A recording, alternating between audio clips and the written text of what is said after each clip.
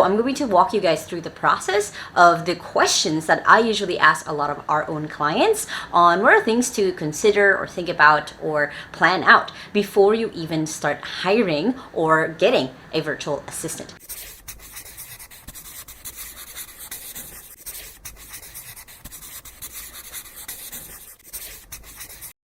Hi there and welcome back to my YouTube channel. Now my goal is that in this video is to walk you through the process of what are the things that you need to consider before even hiring a virtual assistant.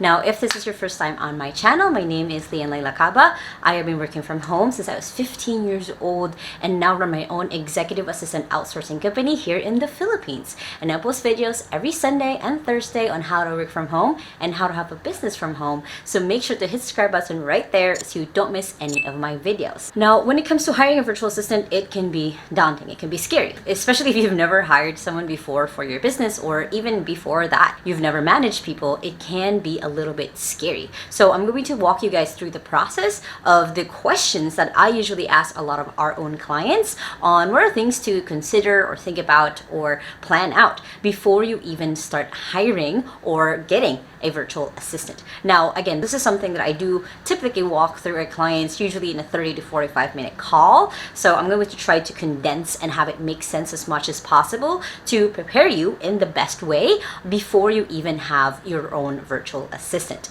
Now, one of the first things that you do need to have ready is the clarity on who you even need to hire. Basically, what I mean by who you need to hire is a lot of the time we'll think that, hey, I just need a virtual assistant to do everything. But in reality, and I've said this before, is that virtual assistants are not unicorns. They're not supposed to do everything in your business. So one of the things that I usually ask our clients to do is to write down on a piece of paper what are different things, what are different tasks that you might be doing in a day, in a week, in a month, that it's taking up too much of your time, that you don't want to be doing, and kind of creating that list. Once you have that list, it's going to be easier for you to pick and choose which ones are actually priority, which ones are things that you do want to give to someone else. If it's mostly probably like a graphics or social media tasks, you might want to hire a social media manager for that, not a virtual assistant. But if it's more really helping you manage your life, manage your business, that's when you kind of know that, yeah, it's more of an all-around virtual assistant that you need, not just someone to focus on a specific part of your business. So you need that clarity of knowing who it is that you need, what are the tasks that they'll be doing. And we actually have a whole PDF on 103 tasks that you can delegate to virtual assistant, and you guys can check that out below. But that's one of the first things that you want to look at. What are the tasks? And again, what kind of virtual assistant do I actually really need? Next is you also want to ask yourself or prepare yourself, how have I managed other people in the past? The reason why you want to ask yourself this question is you also want to know what kind of manager you are, like what kind of leader are you? What are the different ways that you show up for work? The reason why you want to do this is you're also assessing or trying to figure out what kind of assistant plays well with that. One of the things that we talk about always in our company is we're trying to find that, that gear where it'll just keep spinning just because you guys fit a lot of the strengths and weaknesses. So if you are someone who is a micromanager, then you need to find someone who's okay with that. Or if you're someone who is more of like, here you go, figure it out, you need someone who's okay with that as well, whose strengths are in figuring things out. And again, if you're a micromanager, it's the strength of someone who can handle, being able to deal with that kind of personality. So look at people that you've worked with in the past, like how were you manager or leadership wise when it comes to delegating tasks. Next is you want to look at your organization, like how organized are you when it comes to your tasks and projects. Now you want to look at this because you want to make sure that you're actually ready for someone to come in. Having someone start coming into your business, especially someone who might not have a lot of idea about your business yet because they're really new, it really helps if you have some sort of way that you're already tracking your own tasks and projects. Now, a tool that we always talk about here is Notion. You guys can check out my video on Notion right here. But basically, have a platform or a tool where you have things organized so when that other person comes in, they're coming into your system. It's going to be easy for you to integrate them, for them to get to know more more about your business because you have, again, these systems already set up. Speaking of systems, the next thing you want to look at is your SOPs, or your standard operating procedures. You want to look at how documented your tasks or projects are and how easy would it be to give it to someone else. So a tool that we always talk about when it comes to making that documentation task easier are tools like Loom or Vidyard, where you are able to record yourself doing a certain task or briefing on a certain project, and it becomes so much easier for your virtual assistant to follow what it is that you send in the video. Instead of you guys always hopping on a Zoom call together, having it in a way where it's documented in video form that they can maybe later translate into something that's written, it's going to help you make sure that things are, again, organized, so then it makes sense later on as you guys start to scale or try to hire other employees. Next thing is you want to have clarity on how often you want to be communicated, or what is basically your threshold or your own boundaries when it comes to communications. Like, do you want to not receive anything after like 10 p.m. or do you just set that aside and just have notifications off anyway? Do you want to have someone who gives you daily reports or weekly reports? Like, how often do you want to be updated?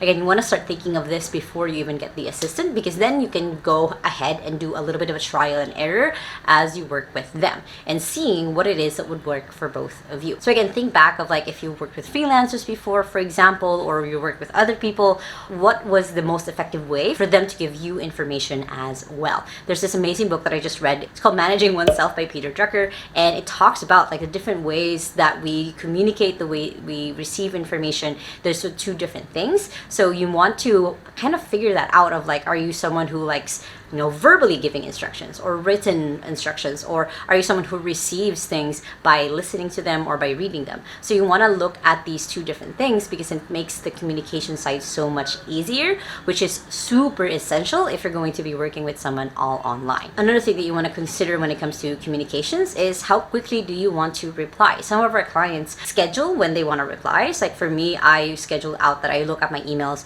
at 8 o'clock, 1 o'clock, and then 8 o'clock again in the evening. That's for me. So find what works for you. Some people do just reply ASAP, but again, this is all boiling down to what can your virtual assistant really expect from you and how much clarity can you give them as they're getting started working with you. The next question that you want to ask yourself is, how do you generally plan out the tasks or the projects or the different sprints that your company might be doing? You know, if you were a fiction author, like how do you usually plan out the book launch? If you are someone who creates courses, like how do you plan that out usually? Having that at least some sort of, again, documentation and clarity of being able to give that successfully to your virtual assistant makes the whole onboarding and getting them started easier, rather than having them kind of figure things out for themselves. As the leader, as the boss, it is your responsibility to give that clarity. It's your responsibility to be that person who guides them throughout the process, because they will have no clear idea of what's happening unless you give that clarity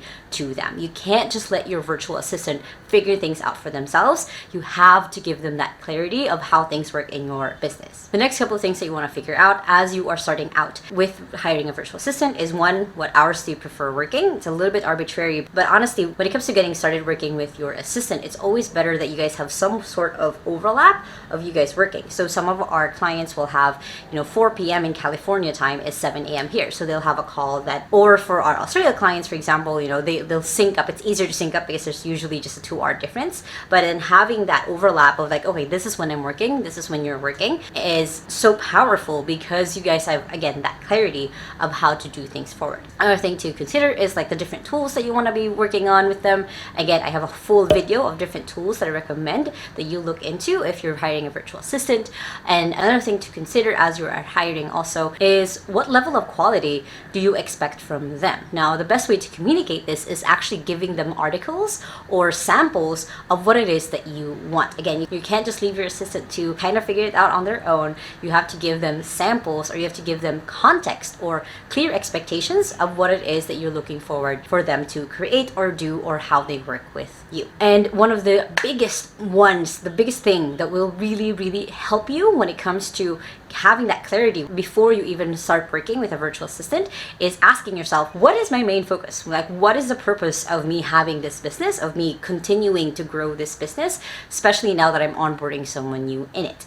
Again, having that vision, having that I'm going to say this word a couple times, clarity in what it is that you want and what is even the purpose of bringing in a virtual assistant is going to help that assistant be able to like, okay, this is my client's goal and I'm going to help them get to it. So it gives them that path, that clearer path to get to where you want to be, because you're giving them that path. You are showing them that path. So keep that in mind as you are working with people, as you are working with partners or even your clients, is that having a focus, having your main focus or outcome always in mind makes it so much easier for you to keep working with other people as well, not just with the virtual assistant. Now again, a lot of this is kind of just making sure that you have a really good solid foundation before you even bring someone into your company. A lot of the mistakes that I've seen a lot of people make is that they don't even ask themselves this question, they just go ahead and hire. And it ends up hurting you and the virtual assistant, because then they kind of are onboarded into this world of chaos. Now, if you guys like this video, make sure to hit that thumbs up button right there and comment below what are the things that you wish you knew before you hired your virtual assistant. And of course, if you guys still haven't yet, make sure to hit the subscribe button right there so you don't miss any of my videos every Sunday and Thursday. And you guys can check out the playlists right here and the news video right here. Now, if you guys have an awesome day, remember that small steps matters, and I'll see you in the next video. Bye!